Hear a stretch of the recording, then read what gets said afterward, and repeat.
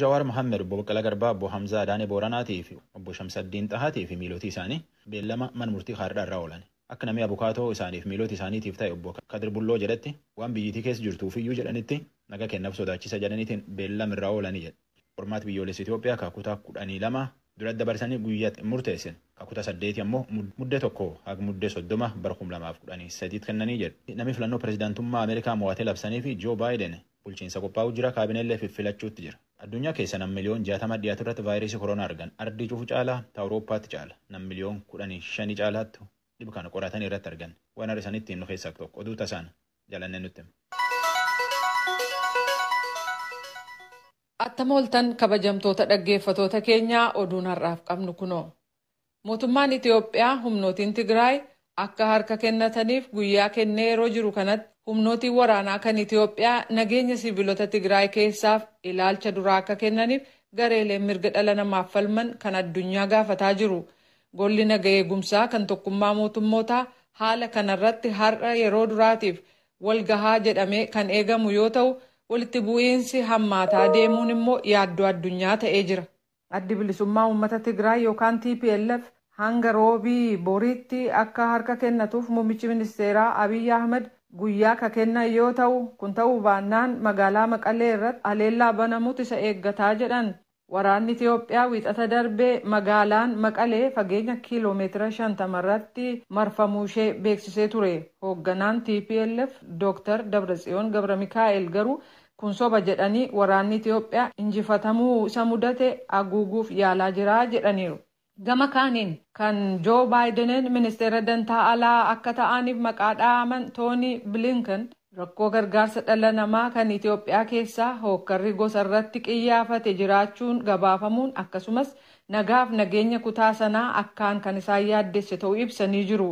TPLF fi aangawoonni Itoophiyaa walitti bu'iinsa kanatti xumura tolchuun karaa gargaarsi dhala namaa seenu bananii sibiilotaaf eegumsa barbaachisu akka godhaniif Bilinkan gaafatanii jiran. Gama kaaniin ministeerri haajaa alaa kan Jarmanii Heeko Maas ibsa har'a baasaniin Itoophiyaaf biyyoonni ollaa ishee barana rakkoo adda addaa kan lolaa bishaanii, weerara hawaannisaa, weerara dhukkuba koovidiin uummanni jalaa miidhamee rakkoo guddaan akkasa mudatee dubbatan. Yeroo ammaatti immoo walitti bu'iinsi Tigraay keessaa kan biyyatti addaan qoodee fi uummata miidhe biyyoota ollaa irratti dhiibbaa kan qabaatuu fi akkaan bala'amaadha jedhaniiru. Kanaaf jecha haala hatattamaa jiruuf deebii kennuuf akkasumas gargaarsi dhala namaa Itoophiyaaf kenninu gara yuuroo miliyoona 5tti guddisnee jedhan. Kunis hojjetoonni gargaarsaa iddoo sana jiran namoota qabeenyaa fi mana ofii dhaban akkasumas wal waraansa dheessan ittiin gargaaru jedha ibsisaan baasan. Walitti bu'iinsa uumamee fi furmaata deemsa siyaasaa barbaachuu wal waraansa qabbaneessuu fi dubbatanii jijjiirama muummicha ministeeraa labsan itti fufuu qabaa jedhaniiru. Kanneen walitti bu'iinsa kana keessaa harka qaban maanguddummaan dhimmichi ilaalamuu akka qabu kunis amma ta'uu akka qabu ibsi kun hubachiisee jira. Erga walitti bu'iinsi Itoophiyaa kaabaa keessatti jalqabame as uummanni Itoophiyaa keessaa dheessee gara Sudaan gama bahaa ga'an yeroo ammaa 40,000 kan caalan ta'uu dhaabni baqattootaa kan tokkummaa mootummootaa UNHCR beeksisee jira. Dhuma torban darbee dubartoota ijoollee fi dhiirota 5,000 caalaatti wal waraansa Tigraay keessaa dheessuun bahe gabaasa ergame namoota dhiyeessa. Jaarmiyaan baqattootaa akka tokkummaa mootummootaa UNHCR jaarmiyaalee gargaarsaa waayilota isaa ta'an kabiroo waliin ta'uudhaan nyaata dabalatee gargaarsawwan lubbuu baraarsaa namoota daran dhufaniif ka kennaa jiru yoo ta'u, gama kanaan rakkoon loojistikii kan isa mudataa jiru ta'uu fi humnaa ol koommachuusaa ibse. Da'oon qubannaa baqattoota baay'ee dabalaa jiran kana fuudhu akka hanqataa jirus dubbata. Akka jaarmichi dhimma baqattootaa akka tokkummaa mootummootaa kun jedhutti daa'imman hanqina nyaata madaalawaa qaban gara 300 akkasumas dubartoota hoosisaniif dubartoota ulfaaf nyaata dabalataaf nyaata madaalawaa kennuun danda'amee jira jedhu. Namoota baay'ee miidhaman adda baasee tajaajilawwan isaan barbaachisutti dabarsuu isaallee dubbata UNHCR. Baqattoota naannoo daangaarraa fageessuu akka itti fufee jiru ka dubbatu jaarmayichi rakkoon loojistikiif fageenyi lafaa lakkoofsa baqattoota fuudhamanii kan murteessu ta'ullee ibsee jira. Lafa Sudaan ka daangaarraa kiiloomeetira 70 fagaattu umraa kubaa baqattoonni qubachiisaman hanga kaleessaatti 8,000 ta'uu beeksisee jira jaarmiyaan kun. Gama biraatiin waa'ee uummata Tigraay keessatti qe'ee ofirraa buqqa'ee jiruu fi hojjettoota gargaarsaa achi jiranii akka yaaddoo qaban kan ibsan dubbiimaan jaarmicha dhimma baqattootaa ka tokkummaa mootummootaa Babaar Baaloch waahiloota keenya jaarmaalee tokkummaa mootummootaa kanneen biroo waliin ta'uudhaan qaamonni walitti bu'iinsa sanatti hirmaatan nageenya namoota hidhannoo hin qabne yookaan siviiliif of eeggachuu irratti dirqama sadarkaa addunyaa irra jiru akka baatan waamicha dhiyeessinee jirraa jedhu. Namoota rakkoo keessa jiran kana gargaarsa dhaqqabsiisuuf akka jaarmaalee gargaarsa namoomaaf karaan banamus irra deebi'anii gaafachuu isaanii hubachiisanii jiru Baaloch. Yeroo waraansichi deemaa jiru kanatti baqattoota Eertiraa Tigraay keessaa kanneen 100,000 ta'aniif yaaddoon qaban dabalaa akka jirullee dubbatan. Kanneen fixiinsa maayikaadiraa keessatti gaggeeffame sana raawwatan seera duratti akka dhiyaataniif koomishiniin mirga dhala namaa kan Itiyoophiyaa har'a gaafatee jira. Gabaasa kibxataa har'aa baase kanaan koomishinichi gareen dargaggootaa Saamrii jedhamu kan caasaa nageenya bulchiinsa iddoo sana turee ta'etu yakka fixiinsa siviilotaa irratti raawwatameef itti gaafatamaadha jedhe. Sadaasa 14 hanga 18tti garee imala dhugaa baruu fi maayikaadiraatti bobbaaseen namoota ijaan arganii fi ajjechaa kanarraa lubbuu hafan hedduu haasofsiisuun gabaasuusaa beekseera. Gareen mirga dhala namaaf falmu Amnesty International gamlameen walitti bu'iinsa Tigraay keessaa harka qaban siviilota Maqalee keessaaf eeggannoo akka godhan gaafatee jira. Obbo Jawaar Mahaammadiif Obbo Baqqalaa Garbaa har'a mana murtiitti dhiyaachuu didanii jiru. Kunis sababaa haala siyaasaa biyyattii keessa jiruun ta'uu abukaatoon isaanii dubbataniiru. Oduu booda gabaasa qabna. Haala yeroo ammaa Itiyoophiyaa keessa jiruun kan ka'e qormaanni barattoota kutaa 12ffaaf kennamu yeroo biraatti darbuun ibsameera. Itti aanaa ministeera barnootaa Itiyoophiyaa Miliyoon Maateewos oduu gabaastotaaf ibsa kennaniin qormaanni kun yoom akka kennamu gara fuulduraatti labsamuuf jira jedhu kanarrattis oduu booda gabaasa qabna. Kan dhaggeeffataa jirtan raadiyoo sagalee Ameerikaa sagantaa afaan Oromooti. Kan pireezidaantii Yuunaayitid Isteetsi ta'uun filataman Joo Baayiden qabeenya mootummaa hanga tokko gargaaramuu akka danda'aniif akkasumas akka seera bara 1964 ba'eetti ce'umsa sirna qabeessa gaggeessuu akka danda'aniif bulchiinsi tajaajila waliigalaa kan Yuunaayitid Isteetsi murteessee jira. Baayiden ammaa qabee hanga amajjii 20 kakatanii aangoo qabatanitti bulchiinsa ofii qindeeffachuu mul'ata gama imaammataan qaban kan yeroo hojiitti jalqaban hojiirra ooluu fi hojjettoota ramaduu akkasumas battaluma muudaman nageenya biyyoolessaa eegsisuuf hojii jalqabu. Gareen ce'umsaa hundeeffame intarneetii fi iimeelii mootummaa seenuu ka danda'u yoo ta'u battalumatti mootummaa fooyyee qabu ijaaruuf ka jiru ta'uun ibsameera. Joo Baayiden bulchiinsa isaanii keessatti namoota aangoo hojii dippiloomaasii sadarkaa olaanaaf nageenya biyyoolessaaf maqaadhaan har'a beeksisuuf jiru. Tooni Bilinkan dhimmootii haajaa alaarratti namoota itti dhiyeenyaan Baayideniin gorsan keessaa tokko yoo ta'an ministeera haajaa alaa akka ta'aniif Baayideniin filatamaniiru. Kanarratti gabaasa Sindii Sein ergite soraat dubbisa. Antony Blinken gada pireezidaanti Obaamaatti itti aanaa ministeera haajaa alaa Ameerikaa ta'eetiin hojjechaa ba'e. Akbar 2002 immoo itti aanaa pireezidaantii Ameerikaa ka duri Joo Baayiden gorsaa ba'e. Barumsa sadarkaa lammeessoo Faransaay Paarisitti fixate. Yaada dhaabuu wal qarqaarsa biyyoota Atlaantik gam kaaba naatoo jedhanii baafatan. Guddoo fedha. Yaadi isaaniillee guddoo jaalata. Rakkoo hamtuu baqataa addunyaa bara 2016 keessatti Ameerikaa fuula bo'etti rakkata gargaara ba'e. Sagantaa televezyiinii Ameerikaa beekamaa Sesame Street jedhan irratti ba'etti baqata jechuun maan jechuu akka taate waan rakkoo baqataa biyyatti ma ba'e. These are people who've had to leave their homes because life in their countries was not safe for them. Grover, can you imagine how difficult it would be to have to leave your home? No, I cannot. I would never want to leave Sesame Street. Baqata jechuun warra manuu fi keessa jiraachuu dadhabeetiin keessaa yaa'e. Jireenyi biyyi isaanii hammaatetti nama manuu fi oofa. Grover, manuu fi keessa baa'uu akkasiin jajjabduun agartaayyuu Grover. Hubatta? Yoo hubachuu hin danda'u. Ani Sesame Street keessa gar tokko deemuu iyyuu hin danda'u jecha wal dubbatan. Akka ogeeyyooti siyaasaa jedhanitti hojiin Blinken taqara hariyyummaa Ameerikaan biyya ala waliin qabdu ta'a Doonaald Tiraamp balleessi jedhan qaqqajeelchu. Biyya akka Iraaniif biyyi dhibifa waliin hariyyummaa jabeeffachuu. Mark Smakoviski nama dhaaba Atlantic Council jedhan hariyyummaa Ameerikaan biyya ala waliin qabdu jajjabeessu keessa hojjetu. I think his first and most major priority will be restoring the perception of the United States as a trusted ally and partner around the world. Akka irree kiyyaatti hojiin isa taqara, hojiin Blinken taqara, taasaantu Ameerikaan dhugumaanuyyuu hariyaa gaaf rakkooti jedhe addunyaa mirkaneessu. Hariyyummaa duraan badditaan deebisee qaqqajeelcha.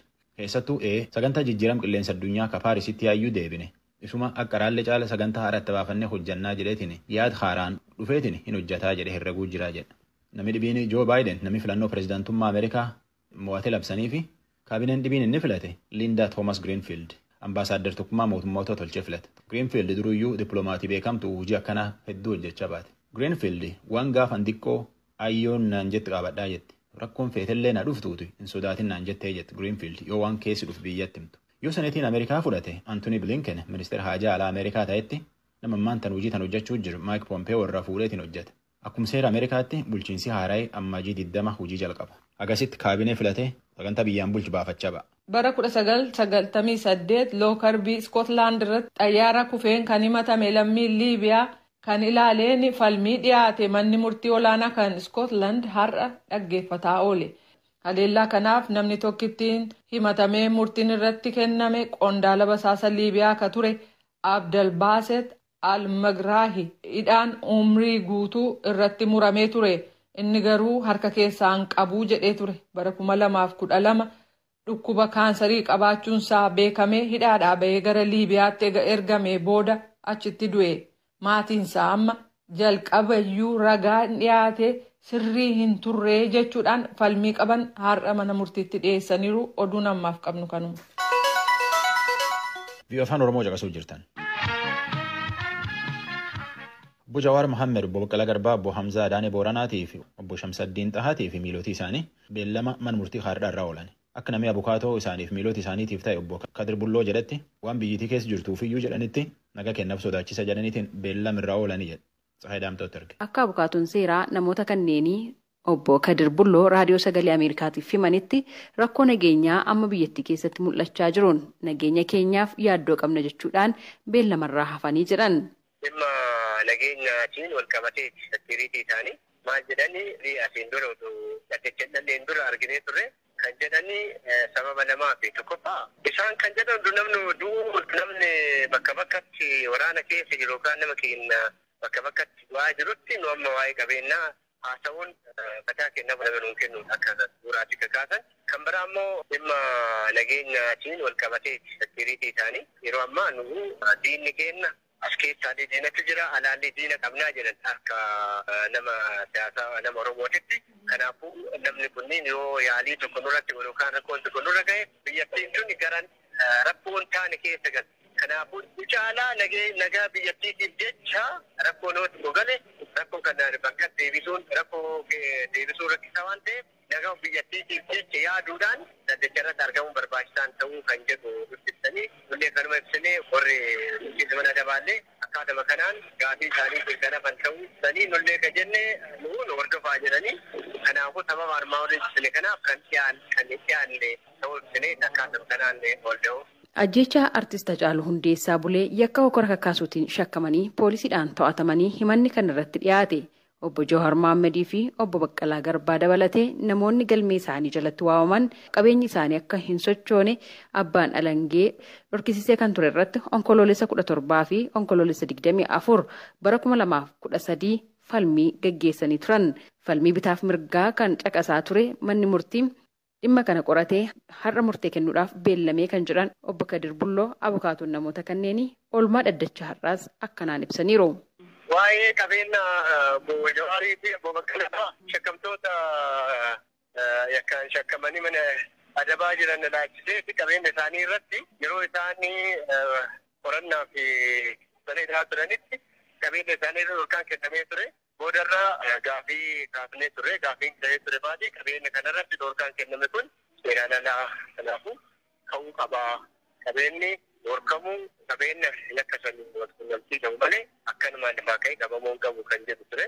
Haa ta'u malee manni murtii armaan dura dabarsinee turretti qabeenya kana dhorkuun turetti abbaan alangaa yennoo dhiyeessan san yookaan shakkamtootaan akka ga'u ajaja kan kennituudha manni murtii kan ibse.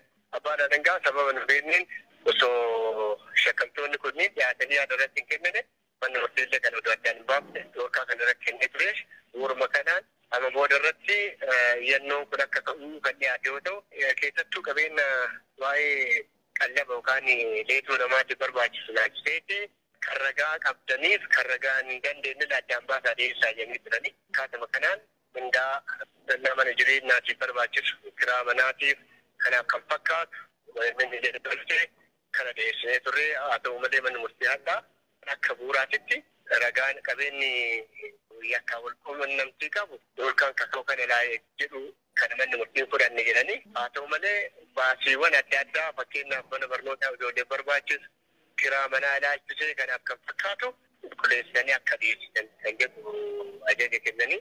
Dabalataan oolmaa dhaddacha har'aatiin kitaabni obbo Baqqalaa Garbaa barreessan guyyaa isaan poolisiidhaan to'ataman kan fudhatame akka deebi'uuf gaaffii kaasuu kan ibsan abukaatoon isaanii obbo Kadir Bulloo deebii mana murtii irraa kennameefis akkas jechuun ibsaniiru. Obbo Baqqalaan maxaafa barreessanii turani maxaafni sunni gaga qarshii 100 kan baasuudha achi keessa jira. Kuni wal quunnamtii waliin qabu qorannaa akkasanii barbaachisaa hin taane kanumaan wal qabanii hidhuun barbaachisaa hin taane baay'ee nuu kennamuu qabaa kan jedhu kaafnee turre manni murtiilee kun sirriidha.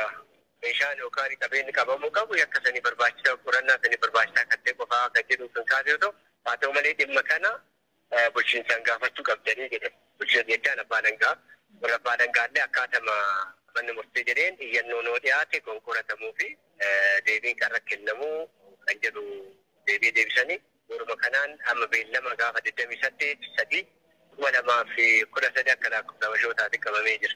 Dhimma dhorka qabeenya himatamtoota kanaa ilaalchisuudhaan manni murtii irra deebiin ilaalee murtee kennuudhaaf 3/28/2013 akka lakkoofsa Itoophiyaatti beellamuusaa abukaatoon himatamtoota kanneenii obbo Kadir Bulloo ibsanii jiru. Gabaasa Raadiyoo Sagalee Ameerikaatiif Tsahaay Daamxoo Finfinneerraa.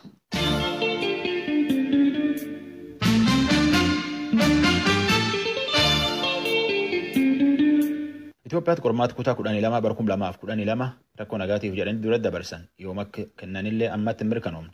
Qormaata naannoo ijoollee kutaa 8 immoo naannolee waan keessa jiran laalanii muddee tokko haga muddee 30 bara 2013 akka kennan mirkaneessa ministeerri barnootaa Muktaar Jamaalitti erge. Sirna barnootaa bara 2012 sababa weerara kooroonaa vaayirasiin addaan citeetiin tureen walqabatee barattoota kutaa 8 barumsa naannoo fudhatanii fi barattoota kutaa 12ffaa barumsa biyyaalessaa fudhatan yeroo isaa murteessuun akka rakkisaa ta'eetiin tureetiin jira. Dhimma kanarratti har'a sabaa himaaleedhaaf ibsa kan kenne ministeerri barnootaa qormaanni kutaa 8ffaa yoom akka kennamu kan murteeffamu ta'ullee qormaata kutaa 12ffaa barattoota gama yuunivarsiitiitti ittiin galan yoom akka kennaman murteessuun hin danda'amne jedheetiin jira. Ministeerri Deetaan ministeera barnootaa obbo Miliyoon Maatiyoos har'a akka dubbatanitti barattoonni kutaa 8ffaa muddee 1 kaasee hanga muddee 30tti haala qabatamaa naannolee fi karoora isaaniitiin qormaanni naannoo ni kennamaaf jedhaniitiin jiru. Sababa yeroon qormaata kutaa 12ffaa itti kennamu itti murteeffamuu fi dhabeef kan kaasan obbo Miliyoon haala yeroo kan jedhan yoo ta'u dhimmoota nageenyaatiin kan wal qabatu ta'ullee ibsaniitiin jiru. 12ኛ ክፍል ፈተና የ2012 የባለፈውን ዓመት በሚመለከት አሁን ባለው ሁኔታ qormaata kutaa 12ffaa kan bara 2013 haala jiru waliin qormaatichi kan wiirtuu tokko kennamu ta'uu isaatii fi bulchiinsi qormaatichaas sadarkaa biyyaalessaatti ta'uu isaatiin wal qabatee ministeerri barnootaa fi ejensiin barnootaa biyyaalessaa waliin ta'uun qindoomina naannolee waliin haala nageenyaa biyya keenyaa amma jiruun qormaata biyyaalessaa kennuuf haalli nama dandeessisu akka hin jirre ilaalameetiin jira. Haala amma jiruun naannoo Tigraayittii fi daangaa naannoo Amaaraa fi Affaar naannoo Beenishaangul Gumuz gama Matakkalfaa keessatti rakkoolee nageenyaatu jira. Tarkaanfii fudhatamaatiin jiruun hanga yeroo gabaabaan gara idileetti galamutti qormaata kennuuf haalli dandeessisu hin jiru. Kanaafuu qormaanni kutaa 12ffaa yeroo hin murtoofneef dheerateetiin jira jedhan obbo Miliyoon. Qormaanni kutaa 12ffaa yeroon isaa hanga murteeffamneef dheereffameetiin jira jechuun hin hafa jechuu miti kan jedhan obbo Miliyoon barattoonni qophii isaanii akka itti fufanillee waamicha dhiheessaniitiin jiru. Qormaata kutaa 12ffaa barattoota gama yuunivarsiitii galchuudhaaf tajaajilu kana wiirtuu tokkorraa kompiitaraan kan kennamu ta'uu kan dubbatan yoo ta'u isa kanaafillee galmeen xumuramee teeknooloojiin wiirtuu tokkoo kennuudhaaf dandeessisus alaagaleetiin qophiin xumuramaatiin jira jedhan. Gabaasa Sagalee Ameerikaatiif Muktaar Jamaal Finfinneerraa.